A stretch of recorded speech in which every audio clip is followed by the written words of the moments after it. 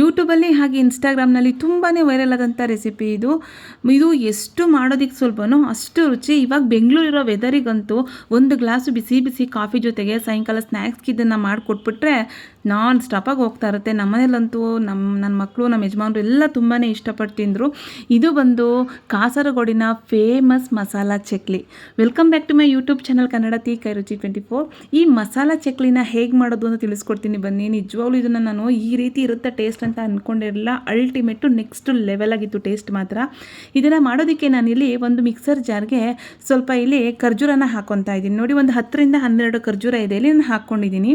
ಹಾಗೆ ಒಂದು ಅರ್ಧ ಟೇಬಲ್ ಸ್ಪೂನ್ ಆಗೋಷ್ಟು ಅಚ್ಚಕಾರದ ಪುಡಿ, ಒಂದು ಅರ್ಧ ಟೇಬಲ್ ಸ್ಪೂನ್ ಆಗೋಷ್ಟು ಪುಡಿ ಉಪ್ಪನ್ನ ಹಾಕ್ಕೊಂಡಿದ್ದೀನಿ.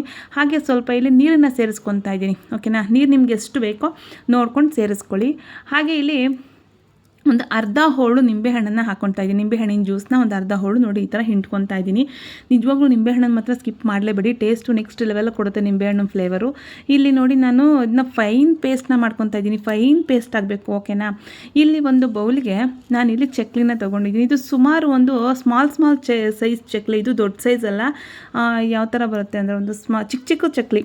ಓಕೆನಾ, ಆ ಚಕ್ಲಿಗೆ ಇಲ್ಲಿ ಒಂದು 20 ರಿಂದ 25 ಚಕ್ಲಿ ನಾನು ತೊಗೊಂಡಿದ್ದೀನಿ. ಇದಕ್ಕೆ ನಾನು ಮಾಡಿಟ್ಟಿರೋ ಅಂಥ ಈ ಖರ್ಜೂರ ಪೇಸ್ಟ್ನ ಇಲ್ಲಿ ಸೇರಿಸ್ಕೊತಾ ಇದ್ದೀನಿ. ಇಷ್ಟೇ ರೀ, ಸಿಂಪಲ್ ಅಂದರೆ ಸಿಂಪಲ್ಲು, ಮಾಡೋದು ತುಂಬ ಸುಲಭ, ರುಚಿ ಮಾತ್ರ ನೆಕ್ಸ್ಟು ಲೆವೆಲು. ನೋಡಿ, ಈ ಥರ ಮಸಾಲಾನ ಹಾಕ್ಬಿಟ್ಟು ನೀಟಾಗಿ ಒಂದು ಮಿಕ್ಸ್ನ ಈ ರೀತಿ ಮಾಡ್ಕೋಬೇಕು.